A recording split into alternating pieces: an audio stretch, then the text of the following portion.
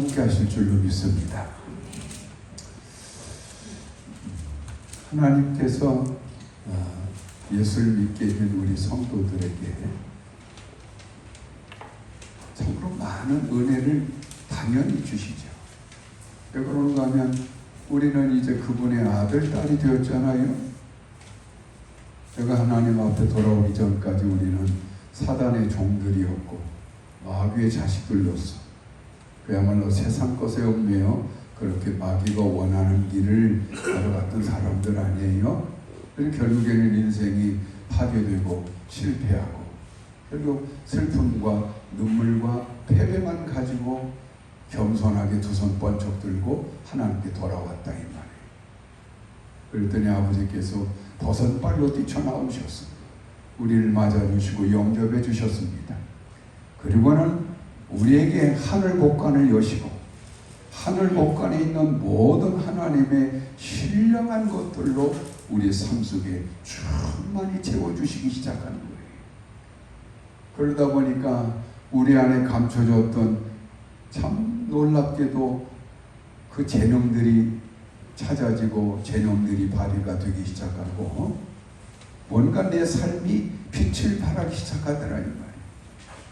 그리고 지금까지 나를 끊임없이 괴롭게 하고 부끄럽게 만들고 어렵게 만들었던 그 어려웠던 환경들이 자꾸 이제 달라지기 시작하는 거예요. 내 영혼이 하나님을 만나서 잘 되어진 것과 같이 네가 범사에 잘 되고 강건해지길 원하노라 하는 그 말씀처럼 우리의 모든 일상의 삶들이 강건해지고 형통의 길을 걸어가는 신비한 빛을 발하기 시작한다는 말이죠. 그래서 내가 예수를 제대로 만나고 우리 주님을 진실로 믿기 시작했더니 내 삶에 이런 변화가 나타나는 거구나. 하나님은 정말 살아계신 우리 아버지가 맞구나. 이런 체험적 신앙 감정을 할 수 있는 그런 은혜의 길로 우리를 계속 이끌어가고 계시는 거예요. 그러다 보면 우리는 나도 모르게 결국 어떤 일을 하게 되는가 하면 내 아버지 하나님을 간증하기 시작하는 겁니다. 할렐루야. 뭐예요? 간증하기 시작한다는 말이에요. 내가 전혀 몰랐던 그 하나님을 내가 만났더니 그분은 이런 분이시더라. 끊임없이 만나는 사람들에게 나도 모르게 예수 믿으세요. 하나님께 돌아오세요. 우리 아버지 하나님은 이런 분이세요. 결국에는 우리가 그런 은혜와 사랑과 능력과 축복을 받게 된 이후로부터 우리는 사명자적인 인생들로 바뀌어지고 변화되어 가는 거예요. 이건 하나의 기독교 신앙에 있어서 하나의 절차와 마찬가지예요. 하나의 절차입니다.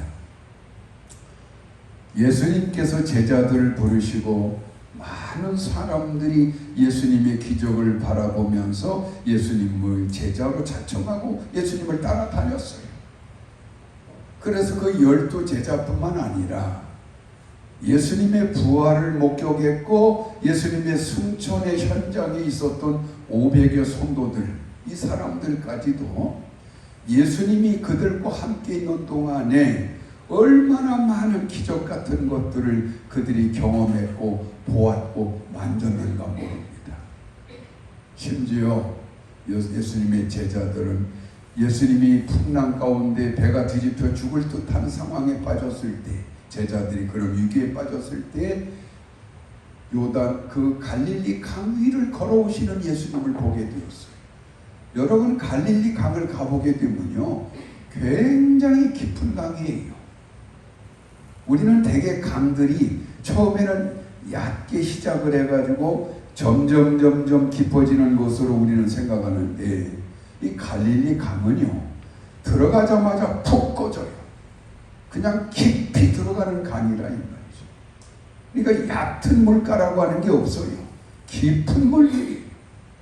그러니까 어떤 자유주의 신학자들이 예수님께서 풍랑에 시달리는 제자들을 위해서 구원하기 위해서 물 위를 걸어오셨다라고 하는 것을 그 기적 자체를 믿기가 싫으니까 어떻게 이걸 돌려서 말하는가 하면 갈릴리 호수는 얕은 물가가 많다. 그러니까 그 무리를 그냥 첨벙첨벙 얕은 흙을 바꿔서 걸어오신 것이다라고 이렇게 엉터리로 말하는데, 실제 갈릴리 호수에 가봤더니 그런 곳이 없어요. 다 깊은 물이더라 이 말이죠. 그러니까 얼마나 그 자유주의 신학자들의 말이 거짓인가를 알 수가 있는 것이죠. 그러니까 정말 예수님은 물 위를 걸어서 제자들을 구원해내시기 오셨던 분을 제자들은 그걸 보았다 이 말이죠. 그러니 어떻게 보통의 인간이 물 위를 걸을 수가 있겠는가. 그리고는 그 파도가 치는 풍랑을 향해서 예수님께서 말씀하죠. 파도야 잠잠하라. 그랬더니 그렇게 그 배를 삼키듯이 노도를 치던 풍랑이 한순간에 잠잠해지더라 이 말이죠. 이걸 제자들이 본 거예요. 그것뿐만이겠어요. 베드로와 요한과 야고보라고 하는 세 제자는 예수님께서 변화산에 기도로 가시겠다고 하니까 따라갔어요. 그래서 예수님께서 그 제자들에게 먼 발치에서 너희들 여기서 기도하고 나를 기다리라고는 먼 곳까지 올라가셔서 예수님이 기도하고 계시니까 이 게으르고 나태한 제자들은요, 잠깐도 기도할 줄 모르는 사람들, 참 기도가 부족한 사람들. 그러니까 예수님께서 기도하라고 해놓고 올라가시니까 얼른 잠을 자버렸다. 한참을 드르렁드렁 코를 골고 자다가 뭔가가 저 위에서 구시렁구시렁 소리가 나니까 깊은 잠에 빠졌던 베드로가 슬며시 눈을 쑥 떠봤더니 세상에나 예수님이 기도하신 그 자리에 영광의 빛이 환하게 비쳐 있으면서 거기에 누가 있었는가 하면 예수님이 거기에 앉아 계시고, 예수님보다 1500년 전에 먼저 왔다 가신 모세가 그 자리에 앉아 있고, 예수님보다 800년 전에 왔다 가셨던 엘리야 선지자가 거기에 앉아서 예수님과 담소를 하고 있더라 이 말이죠. 영광의 빛 가운데서. 그런데 예수님의 옷을 봤더니 우리가 아는 것처럼 예수님은 그 당시 목욕을 할 수 있겠습니까? 3년을 정말 하루처럼 급하게 하나님의 나라의 천국 복음을 전하러 다니시다 보니까 예수님이 입고 계시는 그 원피스형의 두루마리는 더럽고 굉장히 때가 그냥 잔뜩 찌어있는 옷을 입고 다니셨어요. 그러니까 아까 전에 기도하라고 가시겠다라고 그 변화산에 올라가실 때 예수님이 입었던 그 덮옷자락은 더럽고 새까만 옷을 입고 가셨는데, 베드로가 놀라가지고 요한을 깨우고 야고보를 깨워가지고 봐라, 저 예수님을 봐라. 예수님의 옷이 얼마나 광채가 나는 하얀 옷을 입고 계시고, 이 모든 게 정말 신기한 기적의 현상이 나타나더라 이 말이죠. 한마디로 앞으로 베드로와 요한과 야고보가 죽게 되었을 때 올라가게 될 천국이 그대로 옮겨온 것을 본 거예요.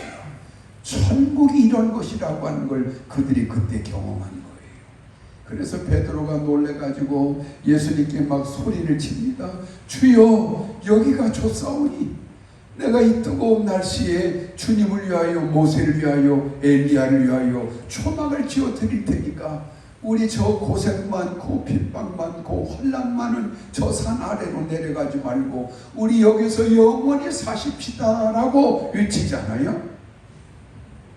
천국의 맛을 한번 본 사람은요, 절대로 산 아래로 내려가려고 하지 않습니다. 우리가 젊었을 때 기도원에 참 많이 갔죠. 기도원에 가서 정말 산기도도 많이 하고 거기에 모여있는 성도들과 함께 막 울부짖으며 기도하다가 방언하는 사람들도 많고 환상을 보는 사람들도 많고, 옛날에는 한국교회가 그렇게 뜨거웠어요. 그래서 거기서 한 일주일 동안 기도하다가 이제 토요일이면 교회로 내려와서 교회에서 예배를 드리게 되는데, 대부분 그 기도원에서 은혜 받은 청년들이요, 얘들아 이제 은혜 다 받았으니까 교회로 가야지, 다 차에 타라, 가자. 그러면요, 이 청년들이 안 가려고 해요. 목사님 여기가 좋아요. 저도 교회로 가고 세상으로 내려가면 온갖 추악하고 더럽고 고통스러운 것들이 우리를 기다리고 있는데 정말 그곳에 가기 싫어요. 목사님 우리 그냥 여기서 계속 기도하고 우리 주님과 함께 있으면 안 될까요? 천국의 은혜를 맛본 사람들은 그 지상으로 가는 걸 싫어하게 돼 있어요.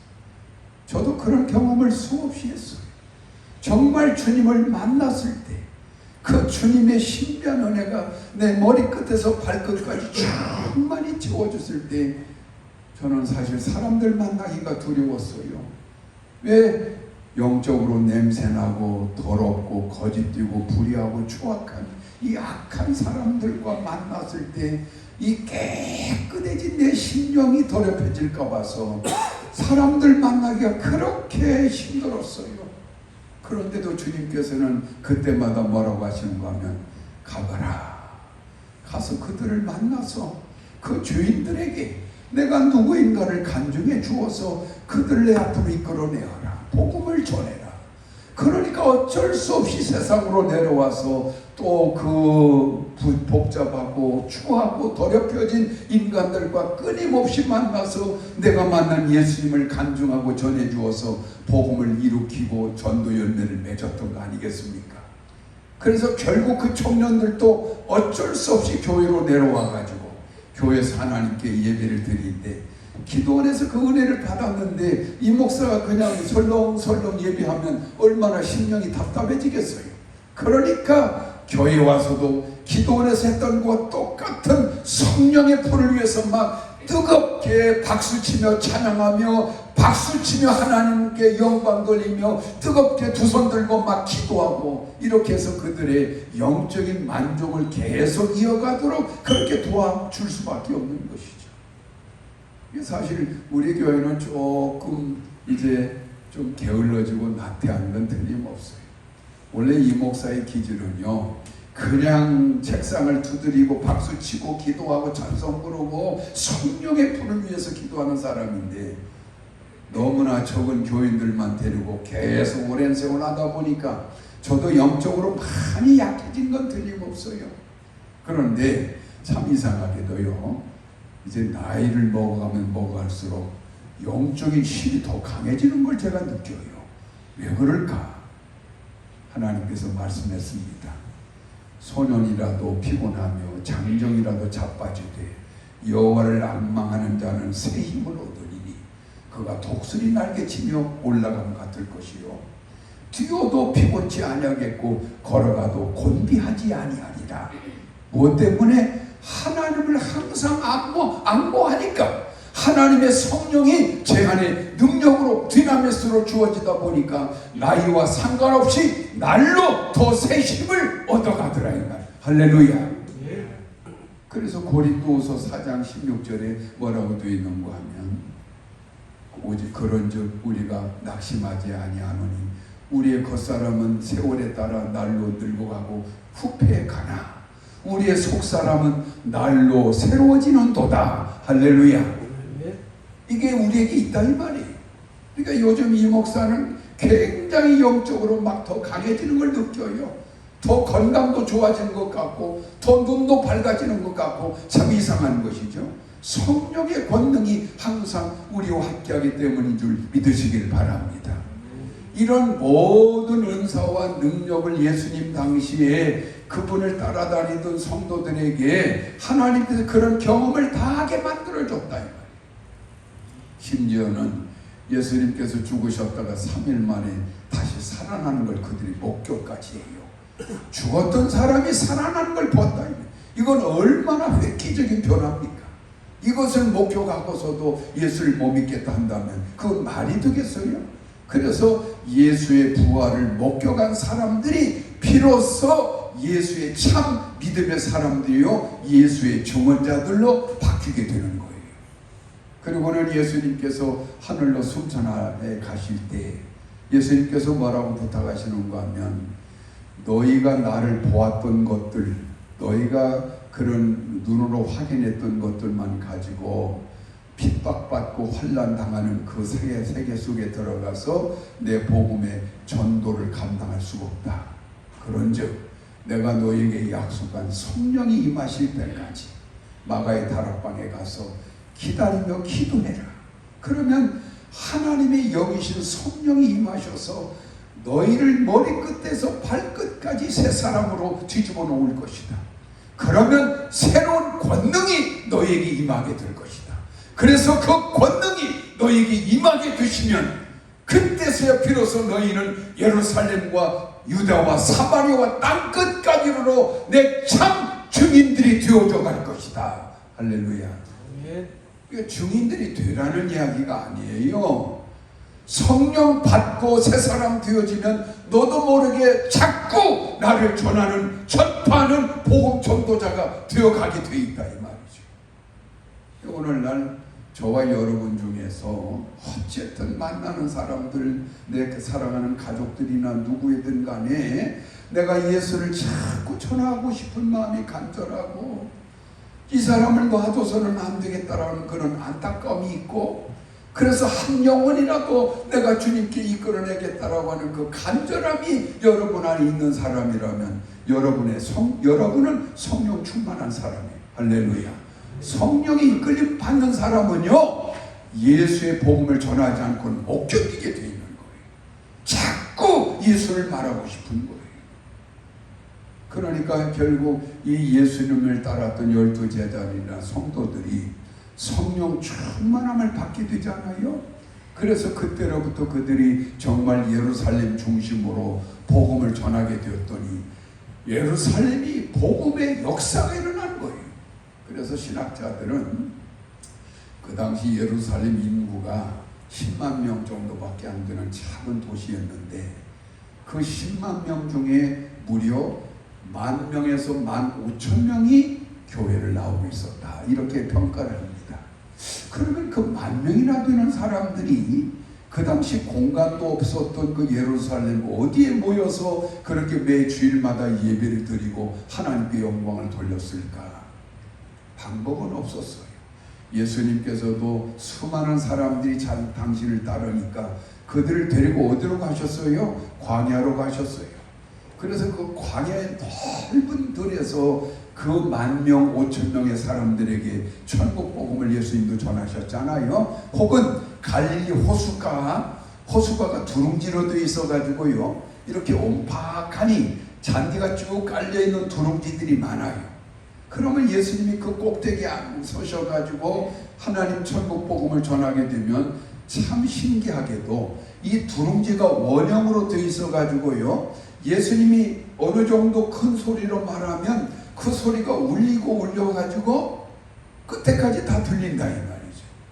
제가 그걸 시험해 보기 위해서 87년에 이스라엘에 갔을 때 실제로 제 친구들하고 그걸 시험해 봤어요. 그래서 제 친구 전도사님을 저 끝에 있으라고 해놓고 나는 여기에 서서 조용조용히 말을 하는 거예요. 자, 들리나? 나는 지금 이렇게 말하는데 근데 그 친구가 들리는데 내가 자네가 말하는 소리 나 다 듣고 있어. 이 소리가 또 나에게 들린더라 이 말이죠. 그 넓은 공간을 지나서 있는 그 친구의 목소리가 훤히 들리더라. 그러니까 갈릴리 호숫가에 있는 그 두룽지 이 원형 형태의 그 공간에 10,000명, 5,000명의 사람들이 모였다 할지라도 예수님께서 말씀하는 것을 그래서 마이크도 없는 그 시대에 다 들을 수 있었지 않았을까 이렇게 말할 수가 있는 것이겠죠. 어쨌든 그래서 예루살렘 교회에 모이는 성도들도 그런 갈릴리 호수의 두룽지에 모여서 예배를 드리거나 아니면 광야에서 그들이 모여서 예배를 드리는데 대개 그 당시 설교를 누가 했는가 하면 베드로가 했어요. 베드로가 얼마나 성령 충만했던지 정말 베드로의 설교 때문에 하루에 3,000명이 회개하고 예수께 돌아오고 이런 기적 같은 역사가 막 일어나서 예루살렘 교회가 그런 부흥이 일어났던 것이죠. 그러니까 주일마다 그런 많은 성도들이 모여서 하나님께 예배를 드리고 베드로를 통해서 설교를 듣고 은혜 받고 변화받고 새 사람 되어갔다 이 말이에요. 그런데 문제는 이 사람들이 이렇게 해서 큰 교회를 이루게 되다 보니까 아무래도 재정도 많아지겠지 않겠어요? 아무리 적은 헌금이라도 10,000명이 넘는 사람들이 헌금하면 이게 얼마나 많겠습니까? 그러니까 그 많은 재정을 가지고 어떻게 했는가 하면 그 교인들 중에 가난하고 굶주리고 어려운 사람이 얼마나 많았겠어요? 그래서 그분들에게 일주일에 하루에 2끼씩의 식사를 할 수 있는 돈을 월요일부터 토요일까지 일주일 동안 먹을 수 있는 식사비를 제공을 해 줬어요. 그게 소위 광주리 기금이라고 하는 거예요. 그래서 교회 그 많은 헌금 중에서 가난하고 어려움 당하는 교우들 위해서 광주리 기금을 만들어 가지고 그들이 매일마다 2끼씩을 먹을 수 있는 그런 재정을 매일 나눠주고 도와줬던 것이죠. 이것이 오늘날 각국의 사회복지제도의 시초가 되었던 거예요. 그리고 그 교인들 중에서 사업을 한다거나 장사를 하는 사람들이 갑자기 이게 문제가 생겨가지고 망했을 때, 큰 어려움에 빠졌을 때 긴급하게 쟁반기금이라고 하는 걸 운영했어요. 쟁반기금은 뭐냐? 갑자기 사업이 무너지고 망해가는 교인들을 도와서 그들을 다시 살려주기 위해서 긴급 자금을 교회에서 도와준 거예요. 오늘날도 큰 교회들에는 선교부가 있죠. 그 기업 선교회라고 하는 게 있어요. 그러니까 그 교인들 중에 사업하는 사람들, 기업을 운영한 사람들이 정기적으로 회비를 내고, 그래서 그 사업하는 교인들 중에 누가 어떤 큰 어려움을 당하게 되면요, 그 사람들이 각출해가지고 한 번에 많은 돈으로서 그 사업에 넘어지고 있는 사람을 도와주는 거예요. 그래서 그 기업을 일으킨 다음에 조금씩 갚도록 해주는 것이 큰 교회에 있는 기업 선교회라고 하는 운영하는 교회들도 있어요. 물론 전주에는 내가 그런 교회가 있다고 들어본 적이 없는데 서울에 있는 대형 교회들은 그런 교회들이 몇 군데 있더라고. 그런데 이런 일을 2000년 전에 예루살렘 교회에서 그런 일을 했다 이 말이죠. 자, 그러다 보니까 오늘 지금 갑자기 예루살렘 교회에 큰 박해가 일어나가지고 하나님께서 예루살렘 교회를 막 흔들어 버린 거예요. 그래서 교회에 모이는 것을 모이지 못하도록 다 흔들어 버렸어요. 그러다 보니까 매 주일마다 와서 예배드리고 교인들끼리 먹고 마시고 그렇게 했던 이 아름다운 모임이 그날부터 깨지기 시작하는 거예요. 왜? 핍박이 막 들어오니까. 목숨을 부지하기 위해서 예루살렘에 있던 많은 기독교 지도자들, 교회의 지도급에 속하는 사람들이 보따리를 싸들고 다 예루살렘을 떠나 도망을 쳐버렸다. 그러니까 주일날 정상적인 모임이 이루어지겠습니까? 그래서 예루살렘 교회에 큰 환란이 일어나게 되었다. 그런데 이것을 누가 그렇게 하셨는가 하면 하나님이 그렇게 해버렸다 이 말이죠.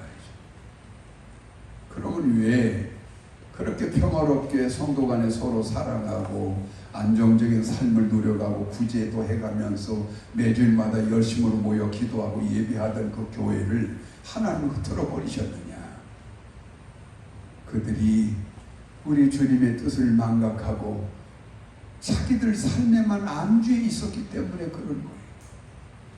그러고는 교인들끼리 서로 갈등이나 일으키고 서로 다툼이나 일으키고 있었어요.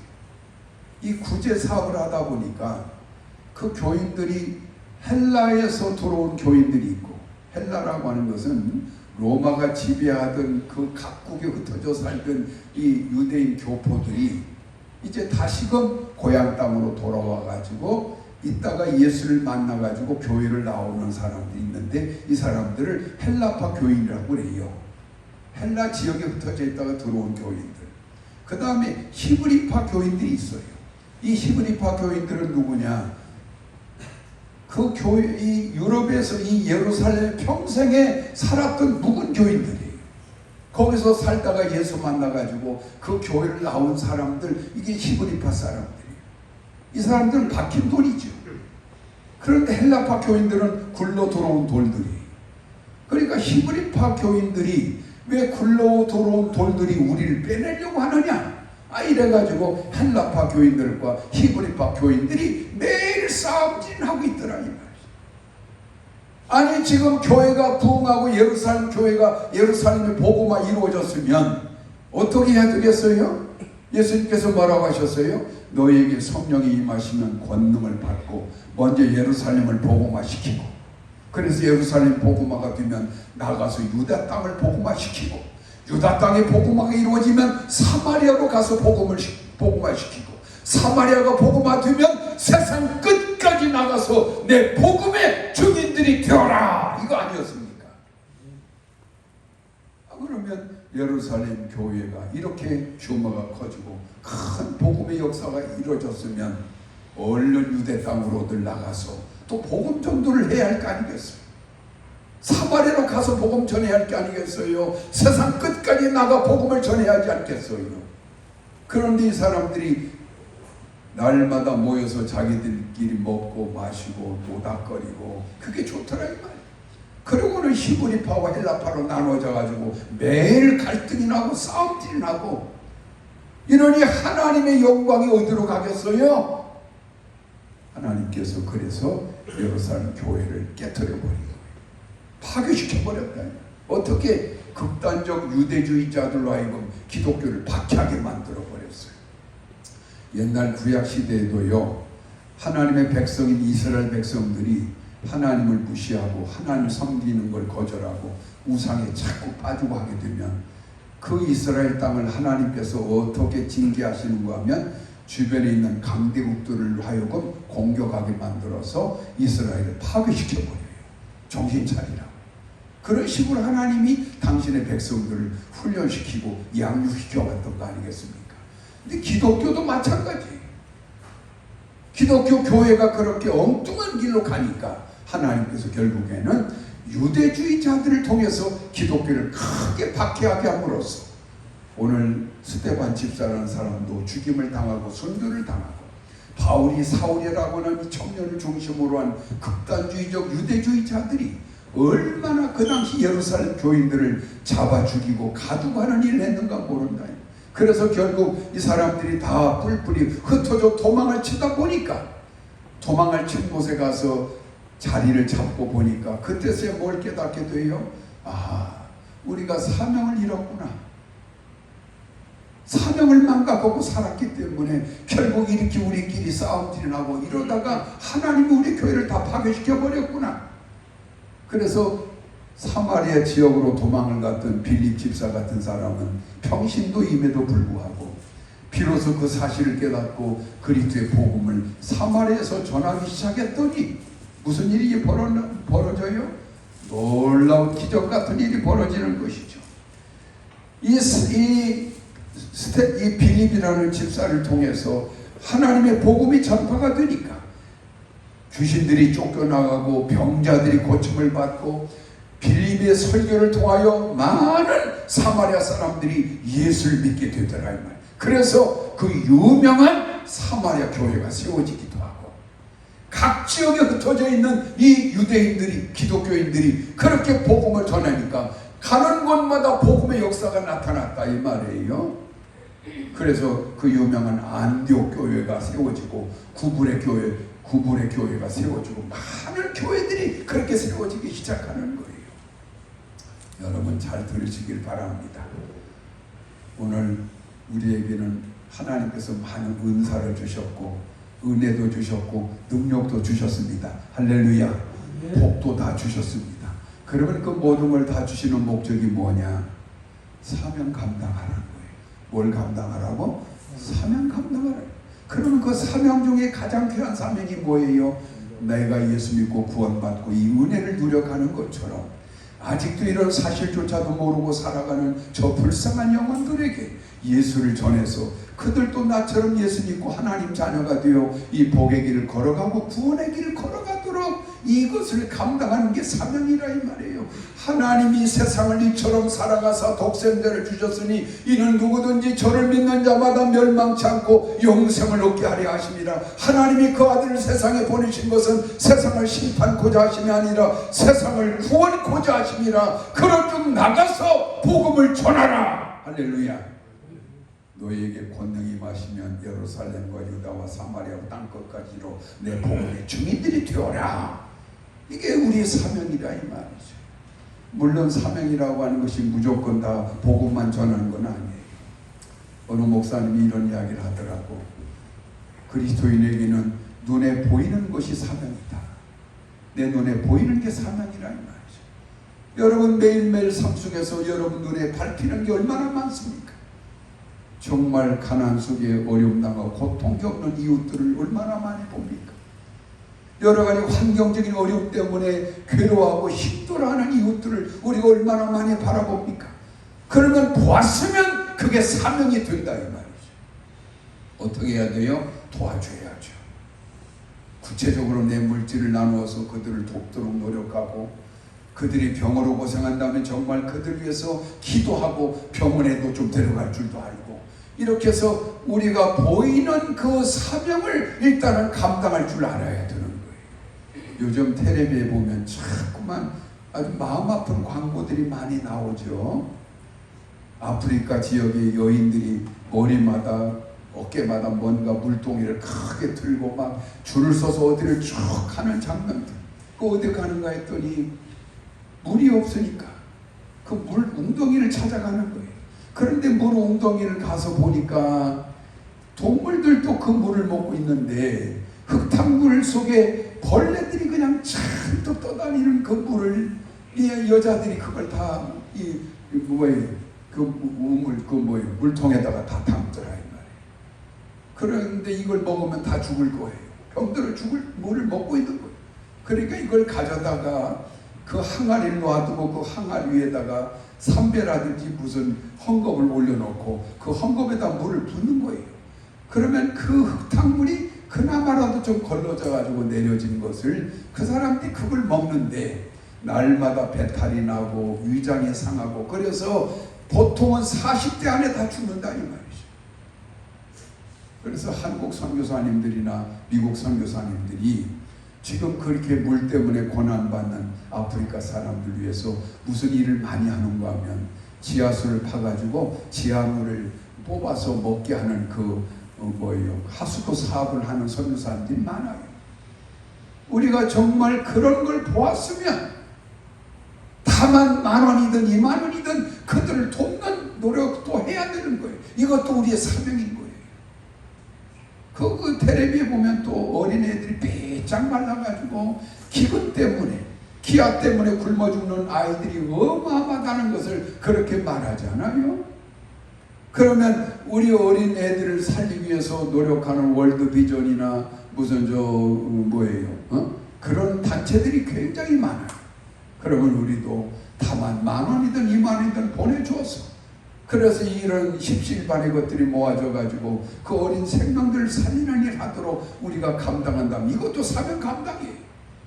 그래서 우리의 사명이라고 하는 것은 작은 것으로부터 시작해서 하나하나 실천해 나가는 것이죠.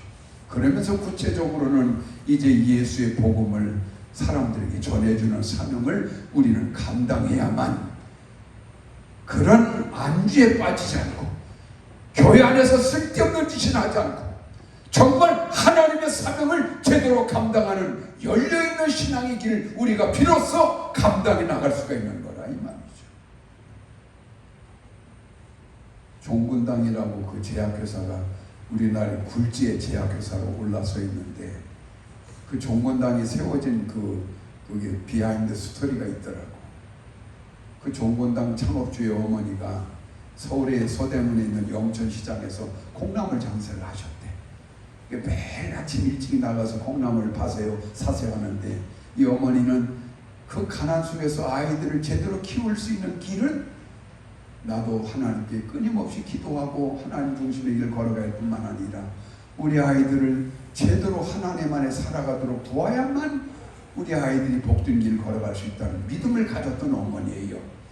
그래서 그 바쁜 새벽에 영천시장에 가기 전에 언제나 예배당에 들려서 먼저 하나님께 간절히 새벽마다 기도하고 그렇게 장사하면서 아이들에게는 끊임없이 예수의 복음을 가르치고 전해주었더니 그 자녀들이 전부가 다 한결같이 믿음 안에서 큰 인물들이 되었는데, 그 중에 하나가 이종근이라고 하는 그 아들인데, 이 아들은 어머니의 그 신앙에 언제나 감동을 받았다는 거예요. 나도 우리 어머니처럼 예수를 믿어야 되겠다. 그래 그렇게 신실한 믿음을 가진 청년으로 자라가지고 자그마한 제약회사를 세워놓고 그 엠블럼 회사의 이 마크를 뭘로 했는가 하면 종으로 했다는 거예요. 종으로. 왜 그런가 하면 우리 어머니가 새벽 종소리만 들리면 얼른 교회 가서 기도하고 장사로 가는 걸 늘 보았기 때문에 세상에 펼쳐나가는 하나님의 사랑이란 뜻으로 종을 그려놓았던 것이고, 그래서 이 종근당의 이 이슈가 뭐냐, 회사의 그 어떤 이 창업 이슈가 뭐냐면 세상의 논리, 하나님의 사랑을 전하자, 세상 사람들을 이롭게 하자. 이래서 종근당이라고 하는 이것은 정말 세상을 하나님의 사랑으로 충만하게 하자는 뜻으로 만들어졌다는 건데, 하나님께서도 그 사람을 사랑하셔서 오늘날 이렇게 큰 기업을 올려주셨죠. 그분은 교회 장로로 살다가 결국 돌아가셨어요. 그래서 유명한 회사가 되었는데, 우리가 잘 아는 그 뭐예요? 그 담배 대신에 씹는 거 뭐이지? 은단 있잖아요. 은단. 그 고려은단이라고 있잖아요. 우리가 고속도로를 가다 보면 고려은단 광고판들이 자주 보게 되는데, 항상 그 밑에 뭐라고 써 있는가 하면 Jesus loves you, God loves you, 이거 꼭 써 있잖아요. 예수님이 당신을 사랑하십니다. 하나님은 당신을 사랑하십니다. 어느 한국 지역에마다 이 세워있는 고려은단의 광고판 밑에는 참 크게 쓰여 있다는 것이죠. 그것은 그 창시자였던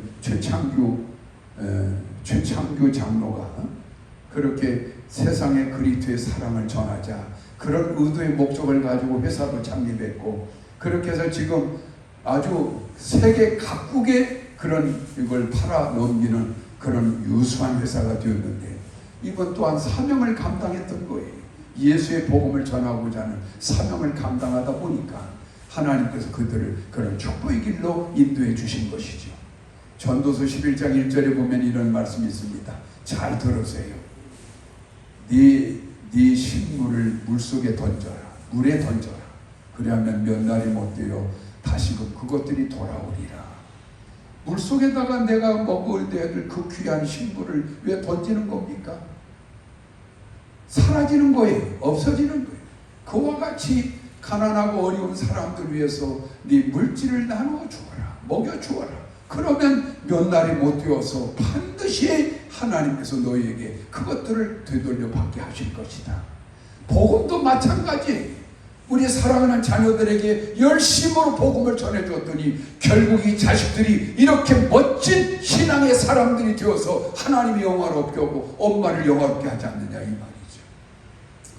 오늘 우리 성도들은 성장해 가야 됩니다. 교회는 반드시 자라가야 되는 거예요.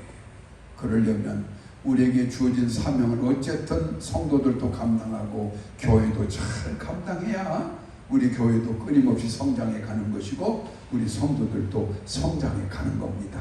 사명을 잘 감당해 가시길 주의 이름으로 기원합니다. 우리 가슴에 손을 얹고 기도하겠습니다.